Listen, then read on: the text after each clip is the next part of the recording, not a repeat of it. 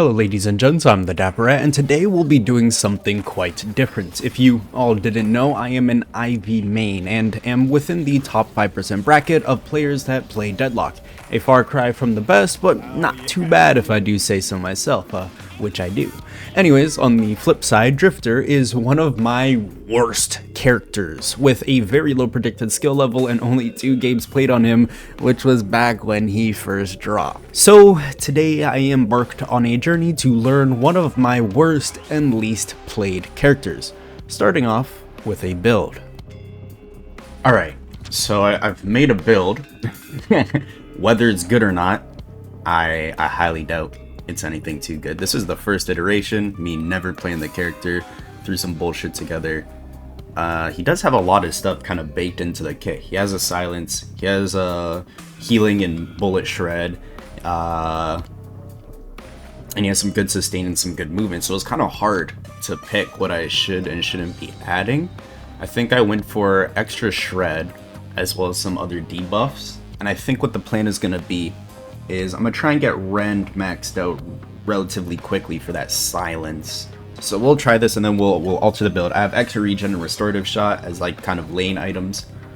The early game we're going to go headshot booster right out the gate and then just follow it left to right. I don't really have any flex slot things open just yet because I'm not really sure what is and isn't most important. One of the downsides to this build, however, is the spirit resist is really low, so I'm kind of working with spirit snatch and counterspell for that, and I might even swap counterspell out for spirit resilience if the lobby calls for it, or maybe even drop counterspell altogether and get something else. Maybe toss glass cannon in there if they have a lot of gun characters. We'll see, but I think this is gonna be like a rend and flanking kind of build. So hopefully it's any good. What's our damage looking like?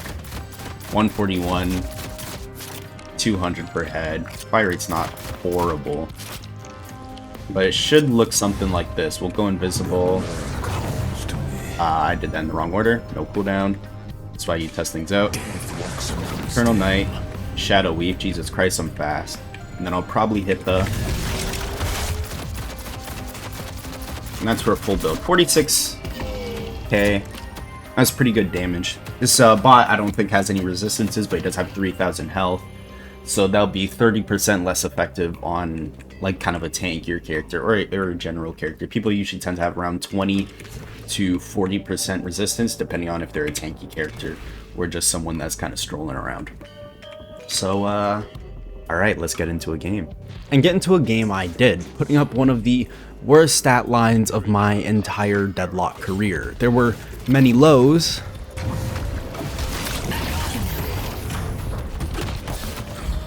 This is really bad. That is completely my fault. I knew that only 2 were showing, and I still tried to push it while they're doing it. That was the worst fucking play I could have possibly made there. There we go, my first ISO kill, thank God. Uh-oh. Oh my God! But also a few highs.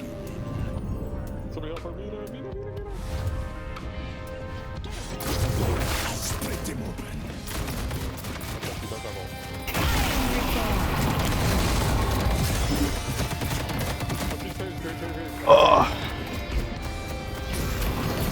Mina gets that. Yes!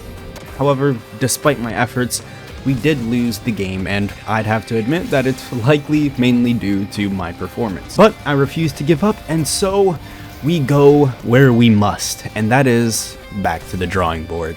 Alright, new build. So, we changed up our ability point order. We start off with Stalker's Mark, then we go Rend, Blood Scent, and then Eternal Night. And then our upgrades are going to be 1 into Rend, then we're going to do 2 into Eternal Night, just because I feel like getting that cooldown might be worth it. I might change my mind on that and instead skip the tier 2 for Eternal Night and instantly go into upgrading Stalker's Mark 1, 2, and 3 all the way up. So we'll spend 1 ability point, then 2 ability points, then 5. And then we're going to instantly drop everything down into Blood Scent as well for that extra amplified damage and its other buffs. And and then afterwards we're gonna max out our ult again, because that 2.5 second duration plus 1 max target seems like it's gonna be really good, and then we'll go back to Rend, give it the -7 second cooldown and the potential silence, just because I noticed in our last match we weren't really getting into that range, or at least staying within the range to hit that silence, so it wasn't really working out too well. Alterations to the actual build. We have a little bit more spirit into our build. So our Rend can give us more fire rate through stuff like Surge of Power. I swapped out, Point Blank for Sharpshooter, because I noticed that I would engage a target and I'd want to shoot them, but then they'd immediately jump dash away, and then for me to kind of get that point blank back or get within Rend range or whatever, I would have to dash jump at them, of which then I'm not doing damage. So Sharpshooter will actually give me more damage if they try to escape me, and Sharpshooter I also kind of see as like a broke man's Glass Cannon, because Glass Cannon gives you the plus 80% weapon damage and the 7% fire rate per kill, which is really nice, but Sharpshooter is giving you that 70% damage, and all they have to do is be with like outside of 15 meters, so they have to be like about this far, and Sharpshooter starts working. Got Stalker early on, which is pretty self-explanatory. Bullet Lifesteal, which might be able to stop me from needing to purchase Restorative Shot, and is going to build up into Vampiric Burst. I noticed that at one point there's the time where Geist hit me with her ultimate, and realistically I could have won that fight if I had a heal like Vampiric Burst, and then I would have decimated her. Siphon Bullets is always good. I put Toxic Bullets into the build to get more of that healing reduction and to get it earlier, since we're not going to be upgrading Stalker's Mark, since Stalker's Mark isn't going to be maxed out for a while. So we'll actually see how both of these play. Toxic Bullets might get moved earlier, or even be left out of the kit if we're able to get that healing reduction. We got rid of Crippling Headshot and Headshot Booster, or I think this one's Headshot Booster, and Headhunter. Those are still both really, really great, but it just wasn't needed, and more often than not I was going for body shots rather than headshots, which kind of an issue on my own part, but you know what, we're gonna roll with the punches. So this is the new build. Let's see how it does in a game. Game 2 showed that I had started taking steps in the right direction. My engages were better and my cooldown usage was improving, allowing me to actually somewhat play the game. However, there was an issue I ran into. Seemingly, no matter how hard I tried, my damage simply always felt like it fell short, especially when compared to how squishy my character really was.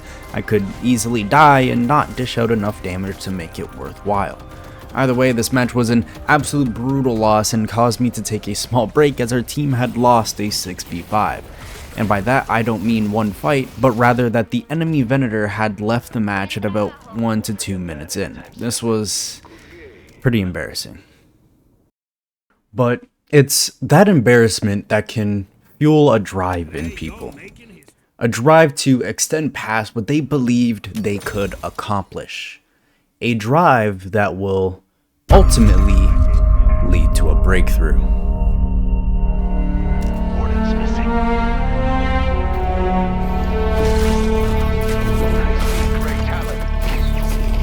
Nice. This kill meant everything. Up until this point, 10 minutes into the match, I thought that I had missed the mark again, that I was going to be delegated as nothing more than a pest, like a mosquito, to the enemy.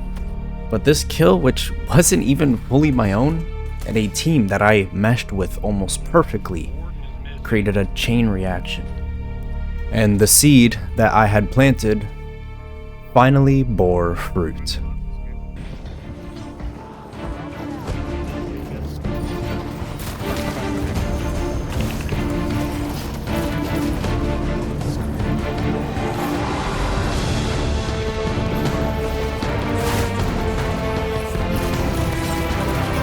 Nice.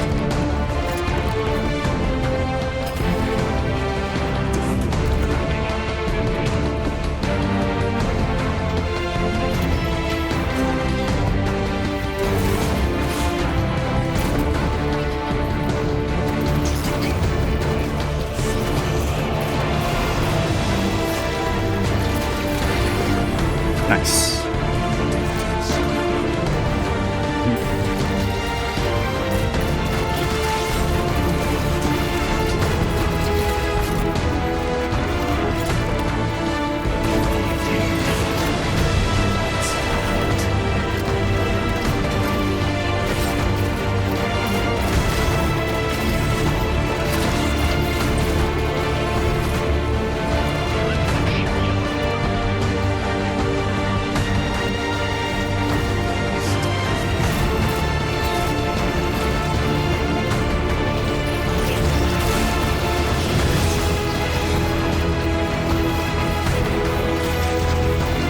gonna just deliver this. There we go.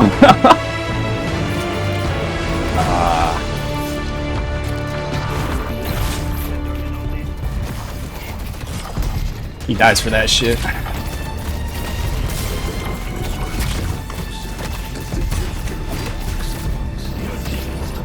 Ooh. I'm dead. Oh my god, I'm still alive. Great talent. I'm back in again.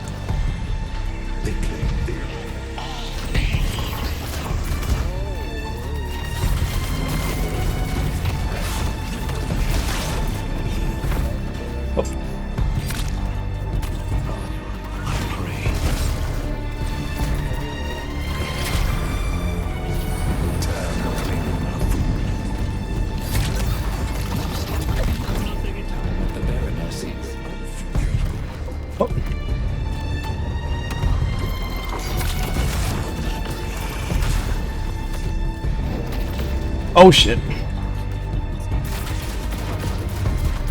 Nah, I'm dead. Ah, they just got me there.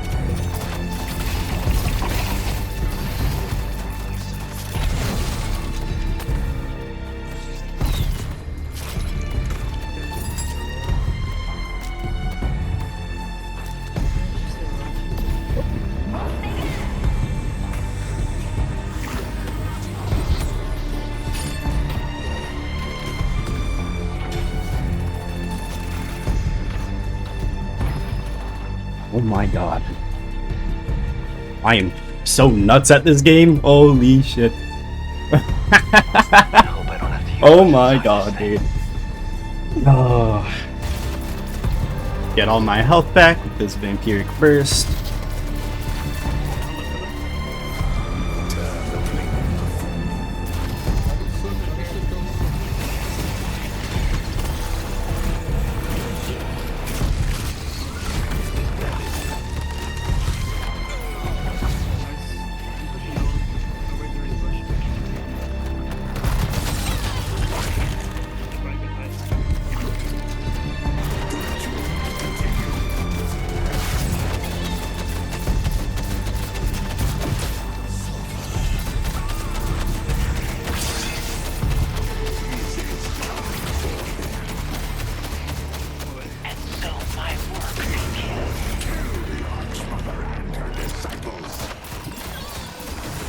Nice.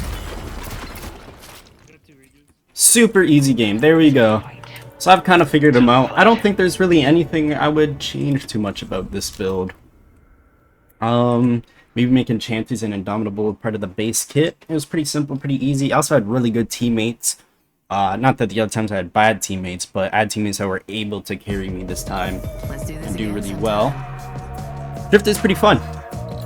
Oh, and I'm getting endorsed. Maybe I didn't do as bad as I thought. This Moan Krill was crazy. Really good teammate. All these guys were crazy. Really good. I think if I look at scoreboard, I did okay. 10k OBJ damage, 29k player damage. My player damage is lacking a lot, but at the same time, I wasn't really able to get involved in a lot of fights, except maybe 1 or 2 times, because just other things need to be taken care of, and I was the one that had to take care of them. Like, it was just simple. We had 2 better hyper carries than me. We had really good, like, support characters that need to help those hyper carries. Like, I was the one that had to fall back and worry about other objectives and keeping our base safe. Healing is actually pretty good. Not too bad. So my, for the 29k, I healed about half of the damage that I'm doing. Not too shabby, not too shabby. Yeah, Drift is pretty fun. It's pretty cool. It's a cool experiment. I still prefer Ivy, but I get it. I get why people play him now. Rate my build as well if you're an actual, like, Drifter main. Like, is this build good? Or I guess I could go to the public build and see what they're saying. What am I missing? M1 carry Egoist by Devilish. What's he using? Late for situation, mid in a row, early in a row. Kinetic dash, ooh, yeah. Yeah, that's really good. Oh, maybe I do kinetic dash instead of fucking recovery. Or, not recovery, what's it called? Active reload. Alright. Ricochet, Silencer, Frenzy. Frenzy, while you're below 50% HP. Oh, wow. So I should also look into Frenzy. And it has plus 15% native fire rate. So that's really cool. Really cool. Yeah, there's quite a few. I'm not super familiar with the gun items compared to the other two, because I play a Spirit Support IV, so I know some of the basics, but this was really took me out of my comfort zone. Really took me out of my comfort zone. It's cool to see. This had a lot of the same stuff. Toxic bullets for late optional. Burst fire, point blank, interesting. Weighted shots, hollow point, fleet foot. I think in one of my first iterations, I was debating on Fleetfoot or not, and now playing him, yeah, I think I was right first of all, where like Fleetfoot could really give him some benefit. Old Head still got it, the Bender. What is he saying? Burst fire, weighted shots, point blank, Hunter's Aura, Fleetfoot, mid-game optionals. Okay. Lane optionals, yeah. Swift Striker, Kinetic Dash, slowing bullets, Glass Cannon, Ricochet. Interesting. Interesting. Very cool.